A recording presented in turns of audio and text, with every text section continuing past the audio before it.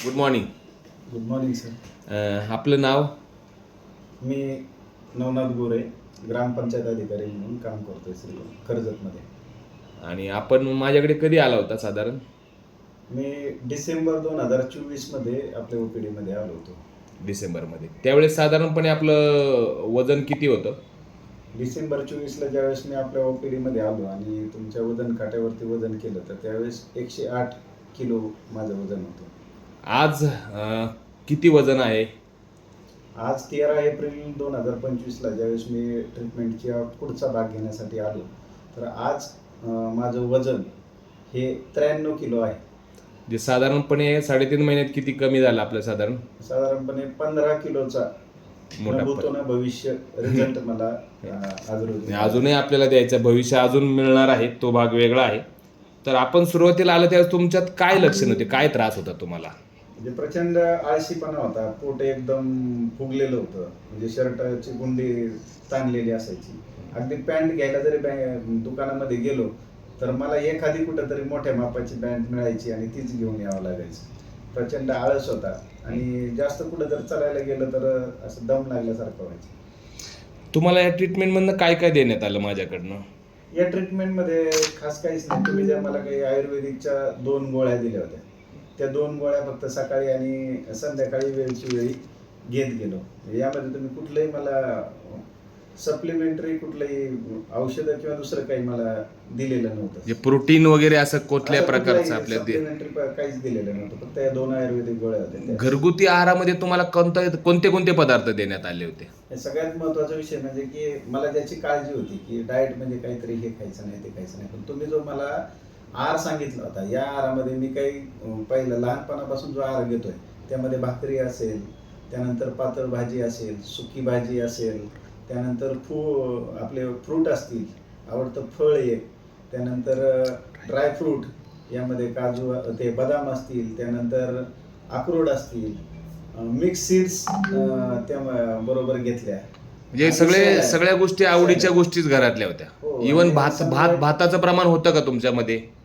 नाही, भाताचं प्रमाण म्हणजे कसं की फक्त जर आठवड्यातून ज्या दिवशी मला खावं वाटेल त्या दिवशी मी भाकरीऐवजी भात तो पोटभर खात होते, म्हणजे भात पण तुमच्या आहारामध्ये समाविष्ट होता थोडक्यात. बरं, आता व्यायाम काय स्वरूपात देण्यात आला होता तुम्हाला? व्यायाम मला तुम्ही जे सांगितलं होतं म्हणजे आठवड्यातून 2-3 दिवस जे की सूर्यनमस्कार 4 ते 5 सूर्यनमस्कार करायचो आणि हलकं म्हणजे फक्त स्लो चालत जाऊन येऊन घरी थांबायचो. असाच कुठलाही हार्ड व्यायाम म्हणजे जिम केली नाही किंवा कुठलाही हार्ड वर्क यामध्ये मी केलं नाही. म्हणजे हलका फुलका व्यायाम आपण सातत्य करत होता. तुम्हाला ट्रीटमेंटचं वैशिष्ट्य काय वाटलं? या तुमच्या 15 किलोच्या 3.5 महिन्याच्या जर्नीमध्ये तुम्हाला काय वेगळेपणा वाटला? या 3.5 महिन्याच्या जर्नीमध्ये म्हणजे माझं रुटीन फक्त मी नियमित तुमचा जो फॉलोअप होता, म्हणजे अगदी थोडी कुठं जरी अडचण आली की एखादा पदार्थ मी खायला बसलोय आणि मला वाटलं की हे खायचं का नाही, मी त्या मिनिटाला तुम्हाला जर विचारलं तर त्या मिनिटाला मला रिप्लाय यायचा किंवा मला काही दुसरे काही फिजिकल प्रॉब्लेम वाटले तरी तुम्ही लगेच हे करायचं. त्यामुळे वेगळं काही करतोय असं केलं नाही, फक्त एक डिसिप्लिन ठेवली की तुम्ही जे सांगितलंय ते कुठं मोडायचं नाही. म्हणजे ज्यावेळेस जे आहार दिलाय त्याच वेळेचा तो आहार घ्यायचा, वेगळं काही घ्यायचं नाही. म्हणजे रुटीन लाईफ कंटिन्यू ठेवलं, त्याचा मला चांगल्या प्रकारे रिझल्ट मिळाला. या ट्रीटमेंटचा टेक होम मेसेज काय देऊ शकाल तुम्ही? टेक होम मेसेज जर द्यायचं तर सगळ्यात यामध्ये एक वेगळं पण मला असं जाणवलं की वेगवेगळे जो काही मी याच्या आधी शरीरावरती प्रयोग केले होते हे कुठल्याही 7-8 दिवसाच्या पुढे गेले नाही. ह्यामध्ये सातत्य राहिलं. सातत्यामध्ये एक महत्वाचं कारण काय राहिलं की माझं जे नेहमीच रुटीन आहे तेच कंटिन्यू आहे, याच्यामध्ये वेगळं काही करावं लागलं नाही. त्यामुळं हे सहज करणं योग्य आहे. आणि हा टेक होम मेसेज मला हाच द्यायचा आहे की माझ्यासारखे बरेच जण आहेत, कारण मग मी सुद्धा त्या प्रसंगातून गेलोय की त्यावेळी खूप पैसे वेगवेगळ्या ठिकाणी जायचे आणि मनाला समाधान नसायचं. कोणतरी वेगळं हे कर ते कर ते कर असं सगळं करत जायचो आणि मनाला प्रश्न पडायचा, अरे हे केलं तर आपलं काही नुकसान होईल का, आपल्या शरीरावर काही परिणाम होईल का आणि सगळ्यात आपल्याला करता येईल का.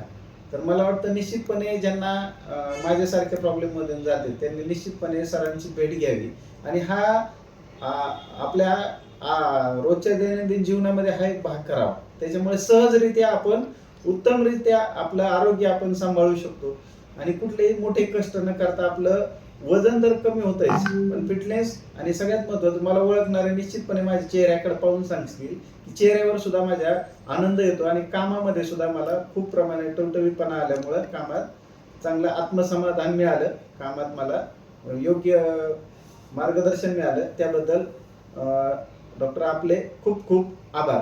धन्यवाद. धन्यवाद.